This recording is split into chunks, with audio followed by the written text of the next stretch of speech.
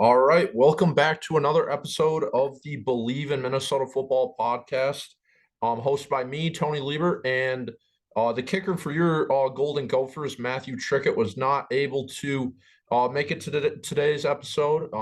Didn't work out with his schedule, so I'm riding solo today. But we welcome on a very special guest, former Gophers cornerback, Coney Durr. How are you doing today? I'm doing pretty good, man. Excited for this weekend, the ready for the game. I always look forward to the games on the weekend. It's kind of funny how, things change. So just excited, man, and I'm doing pretty good myself. So yeah. Well, that's great to hear. And I guess we'll kind of start with where you left off with your Gophers career. Obviously, you guys ended last season on a high note with big win over Wisconsin and then the bowl game win. And then after that, you obviously went undrafted, and then you tried out with the Vikings in the rookie mini camp, if I'm not mistaken. Kind of how was that whole process for you after the season, and how did the whole like draft thing kind of go for you? Well, obviously, I was wishing I was on the team right now, but it went pretty smooth. I went trained, and I went trained in Denver. Spent about 3 months in Denver. Came back to Minneapolis for pro day. My pro day wasn't the best, but you live with some things and you go with it. But so ended up getting picked up for mini camp from the Bears and the Vikings. I didn't get signed by them, so kind of the whole summer just been working out.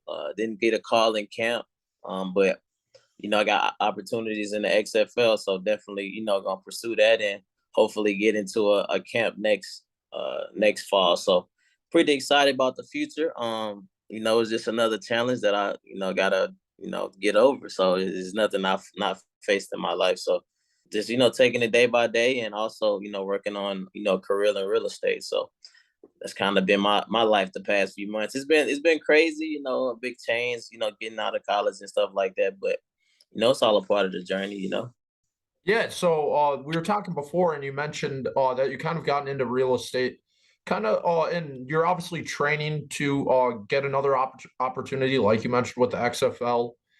Kind of, what's a normal like given day for you? And at the point you are right now, when you kind of are waiting for the XFL, and like, what's a normal day to day life of Coney Durr right now? Okay, well, I mean, pretty simple. I mean, I do so usually wake up probably around 7, get coffee, kind of get my routine going. So I usually start, with calls with my real estate business at about 9 a.m. So I'm calling probably from 9 to 12 and kind of doing, work on that side of things. Then I'll go work out in the middle of the day, probably like 12:31. Kind of take a break for the middle of the day and, finish some real estate off for the rest of the day. So try to keep a pretty, tight schedule. I'm not the best with it. I'm getting, better at managing all of this time that I, all of a sudden have. So it's a challenge, but, I've been just trying to, stay, self-disciplined and go along with it. Yeah, you obviously mentioned the XFL a little earlier.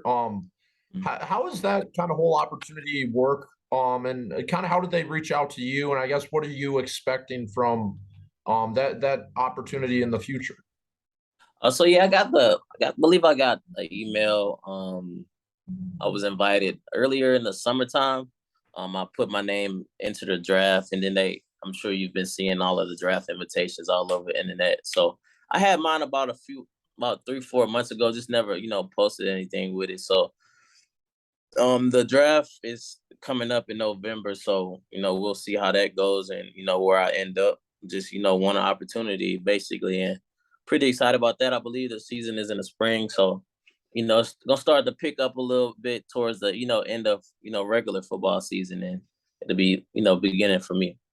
Yeah, I think those secondary leagues are a super important thing because there's a bunch of guys like you that deserve another opportunity. And in other sports like baseball and basketball, there are opportunities for guys to get a second chance. And I think in football there needs to be something like that. Yeah, definitely, definitely. That's crazy because I mean, if you think about it, football was the only sport in all of, I would say, professional sports that you don't have a developmental league, or guys that may have gotten overlooked. Because you hear those stories all the time, and the majors. Oh, this guy was in single A, and he or even with guys in the G League that come contribute off the bench in the finals, maybe just Yeah. stuff like that always just happens. So it's just great for guys to get opportunities and prove yourself, and to get that opportunity to be able to say you stepped on the NFL field. Yeah. So I guess we'll kind of bounce back into the start of your college career with the Gophers. You kind of came to the program in an interesting time, kind of with the coaching changes and everything. And I know you were recruited by the past regime, kind of. And I know you're from Louisiana down south. What made you ultimately choose the Gophers, and kind of how was that recruiting process for you in such a, I guess, interesting time for the program? Okay, yeah, definitely, man. I Bleav um we're coming off of a pretty decent year when they recruited me. So I Bleav it was, so I signed in 2016. So 2015 year, is when Coach Kill, he had to resign because of the health issues. Yeah. But it wasn't the best year. But the biggest reason I chose Minnesota was just the development of DBs by Jay Salvell. It was 6 guys, 6 years in a row, a defensive back was drafted. So I knew, we played good defense up here, from Coach Kill's time here, also. So just wanted to be in a spot that played defense. It was between here, Virginia Tech, and North Carolina. So those 3 schools were really my top schools, and Kansas State. So I took a visit up here, man, and just fell in love with it, and just I'm still here. So it's a sign, it's just been awesome to be up here, and just the opportunities after football would say is kind of the biggest benefit in the people, like, because you obviously contribute on the field and off the field while in the program, but the more I'm out of playing ball, but still can feel that family Minnesota feel while I'm here is just second to none. You can't really I don't even really want to go back home, man. I just love it up here so much. So accept the winners. Yeah. But it is what it is. I'm used to it, man. I'm blessed to be in this position I am today. Yeah, I was just going to ask you that. You're obviously from down south. I'm assuming you haven't gotten adjusted to it yet. I don't think really anyone does. But how, I guess, hard was it those first few years to, because it is a massive difference from kind of where you grew up, climate wise. How hard were those first few winters and, I guess, late springs for you in Minnesota? Yeah, I would say the winters were terrible. I remember the first time like really seeing a huge snow. I was just like, man, this is cool. It was cool like the first 2 times, and then I'm like, man, walking to class in it, and then you get those negative 20 days, and it's just like something you've never experienced in your life. Like you can't even really explain it to the people that don't never experienced it. But it was tough, and really I probably would say the worst thing would be how long the springs are. So it takes forever to warm up. Like I remember being, just even FaceTiming my mom or sister at home, and they swimming, and we sitting in like 30-degree weather. I'm like, man, this is the worst. But it's all worth it. That's why I Bleav the summer is so big out here, because you get to appreciate each season. Yeah. And yeah, people are outside a lot here in the summertime compared to Louisiana, because it's just so hot, man. Like in the middle of the day, nobody's really outside unless you're not really outside. You don't go outside until unless it's early in the morning or like in the evening time once it cools off. But you're not just so much activity up here in the summer for sure. Yeah, it definitely makes you appreciate the nicer days because Mm. there's going to be a stretch where there's not many of those. But Yeah, kind of definitely. going back to your time with the Gophers, you obviously didn't play under Jerry Kill for too long. You played more with Tracy Clay's your first year. Kind of how would you compare him to Coach Fleck and the difference between kind of those two regimes? The crazy part is, man, it's only a small amount I remember, because you got to remember I was with Coach Fleck about 5.5 years Yeah, basically. So I was really only with Coach Clay's for that first semester of school. But I would say the biggest difference would be just a more more structured and more layered program. I would say Coach Clay's, like, it was that regime of coaches. They were great coaches, great people, but it was just more, laid back and just, kind of football, and I feel like with Coach Fleck, he pulls every single thing out of you, not just from, just football wise. It's just he gets everything out of you mentally as far as support on that end. Educate, like, school wise, we always, set new goals. When everybody get those grades at the end of the semester, just being a better person off the field, volunteering. It's just more, I would say it was a more layered program with just an overall life program, like you guys, hear him talk about all the time. Yeah. So kind of when you were a true freshman and they were making that transition to Coach Fleck, how would you, I guess, kind of like describe the like vibe around the program? Do you think there was like a excitement or kind of like almost like anticipation that people like didn't know what was coming next? How would you describe kind of that feeling? Yeah, it was a it was kind of like we didn't know. This guy's coming from the MAC, and he had a great few great years there and turned that program around. But you don't think about it like that. So you're just thinking like, man, like, you're not getting no super big name coach coming in, so you don't really know what to expect. The guys before recruited you, so you're like, man, do I buy in? Like, is this a place where I want to be? So definitely those first 2 years were super tough. Yeah, for what was it, 17, 18 were very tough in building the program. And I would say it's just grown so much, and so many more guys are bought in. And I'm sure you guys can see it from the outside how the program has changed as far as just depth. It's just everything, just the entire program and how guys are involved in the community. But it's just it's more guys buying in. Coach Fleck getting the type of guys that he wants in, that buy into the program, and you guys are seeing the results now. And what I hate is, in college football, we so quick to ban a coach after 2 years, but a year or 2, 3, like they be on a short lease. But Yeah. it's just it takes time. It's not an overnight thing.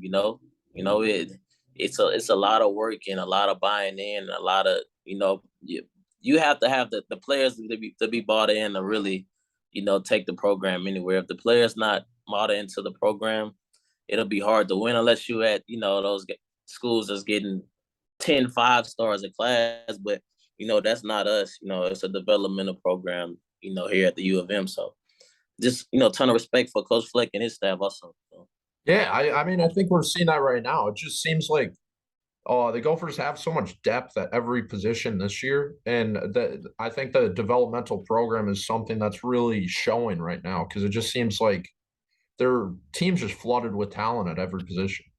Exactly, man. Like, you got to think about, I mean, we're not always the top 25 recruiting class, but Coach Fleck starting to consistently put, guys that compete at a high level, guys that been in the program 2, 3 years, and now is their time to, be on the field. And, once you build that up over, a certain amount of years, it becomes the standard.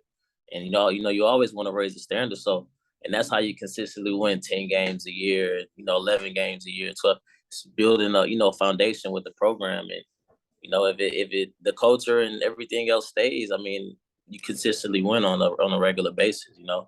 Yeah. Oh, so you mentioned how kind of tough those first couple years with Coach Fleck were, and kind of just building up the program. How would you kind of, I guess, describe how fulfilling that 2019 season felt? Kind of when everything came together and it really showed kind of the potential that the Gophers have under Coach Fleck. Like, what would you say that's your favorite memory, kind of in your Gophers career? Or kind of where does that stand for you? Yeah, that 2019 year was definitely special. We knew we had guys that could play, but I mean, you surprise yourself when you never done it before. Like, when you never when your school haven't won 11 games in what it was like 100 years, you don't think that way. Even coach implements it in the program, and setting those goals, but until you actually do it and see that, oh, okay, we can do this at Minnesota. It's possible. We have the talent, we have the coaches. It's a great feeling, man. And then you get to like, okay, all right, it's either this or bust now. Like this is, it keeps going up. Like I tell guys, I talked to a few guys after the game this week, and I'm telling them like, yeah, man, we 4-0, but you guys were here. We were here in 2019. Don't get comfortable. You know what happened last time at the end of the season. So keeping the raising that standard is really, the biggest thing with the program. And I'm excited, man. If you see me at the games, I'd be locked in, man. It's just amazing to see something, I was a part of and built, start to really get, recognition and reach the next level. So it's just great, to see that firsthand.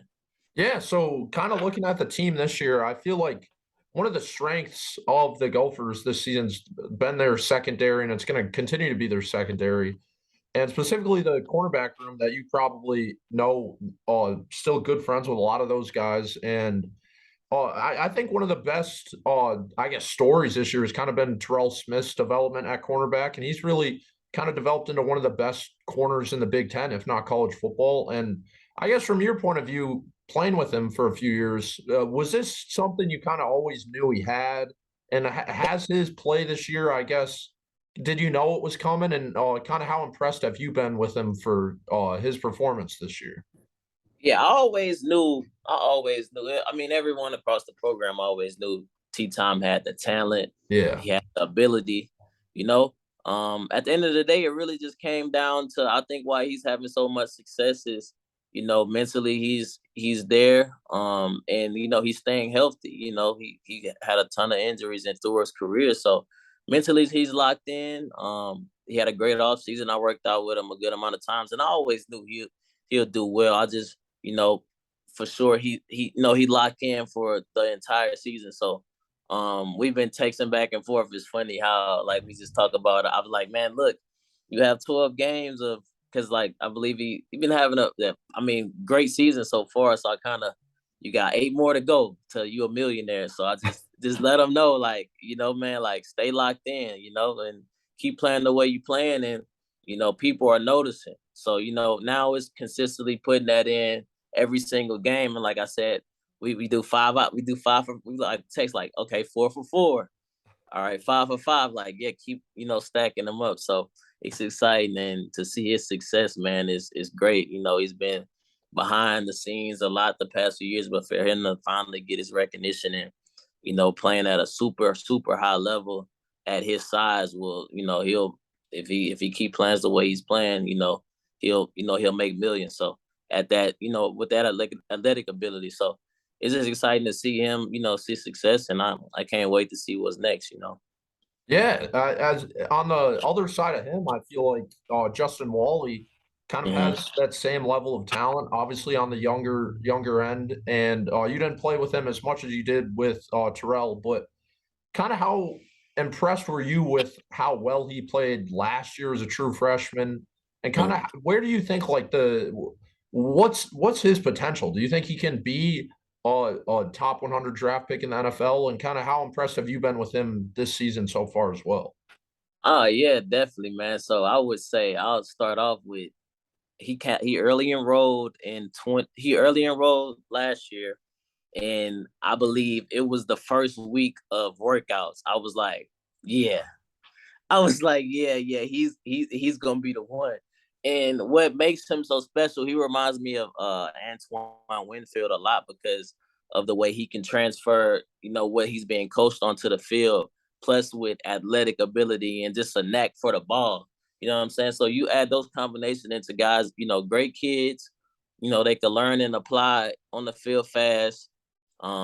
Great athletes and a ball hawk. You get the product you see on the field. So it was no surprise to me when he had success, first coming out. He's one of the hardest, strongest guys in the weight room. He was one of the strongest guys as a freshman in the weight room. He's hungry. He's a great kid. He listens. He's one of those guys that he's always taking advice from people. Like I've had guys, if I tell him something, man, all right, bro, or just kind of give you a little attitude, but he always he always lock in, you know what I'm saying, and listen to older guys and get feedback and apply that to the field. And that's why he's, been so successful, so early in his career. And I definitely see, him being a top 100 pick for sure. Yeah, I mean the talent's there, and it's been fun to watch this year. Watch both those guys kind of lock down whoever they're going up against, and kind of looking ahead to this week, probably their toughest test, at least passing offense wise so far this year.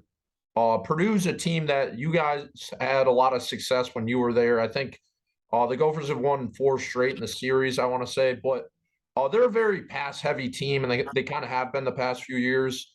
How did you guys, I guess, prepare for them when you were a player, and how do you think you've been able to have so much success almost as a pass defense against Purdue offense that's really one of the best in the country almost every year? What I would say is what we preach, eliminate explosive plays, man. Those guys, they throw the ball 50 times a game, so they're going to get yards. They're going to make catches. It's preventing those explosive plays and making them earn it in the red zone. So I'm sure you probably see stats of, us playing them recently. We always, they'll drop the ball on us, but it gets to the red zone and, you have to lock up. That's a very explosive offense, with weapons everywhere. And last year they had guys like David Bell. This year I see they got the Charlie Jones, the transfer from Iowa, which, he's a great, exceptional athlete. So it'll be a challenge for those guys in the back end, with us. So I'm excited to see them compete, and actually, they're going to get the ball. Purdue going to sling the ball. So we're going to see, see the secondary, have a pretty big challenge this week. And I'm excited to see that. Yes. Last few questions I got you out on here, but you kind of saw defensive coordinator Joe Rossi's kind of climb up the ranks. He wasn't the defensive coordinator when you got there, obviously, but now he is. What do you think makes him such a good coach and good in that role? Because right now he's really looking like one of the best DCs in college football. Oh yeah, he's top 5 for sure, man. And it just was amazing because when he first got there, I Bleav he was an analyst, and he always talked about it. He was like class checking us. It's crazy when you go back to think about Coach Rossi was class checking us in class, but man, it's just his process of wanting to be better.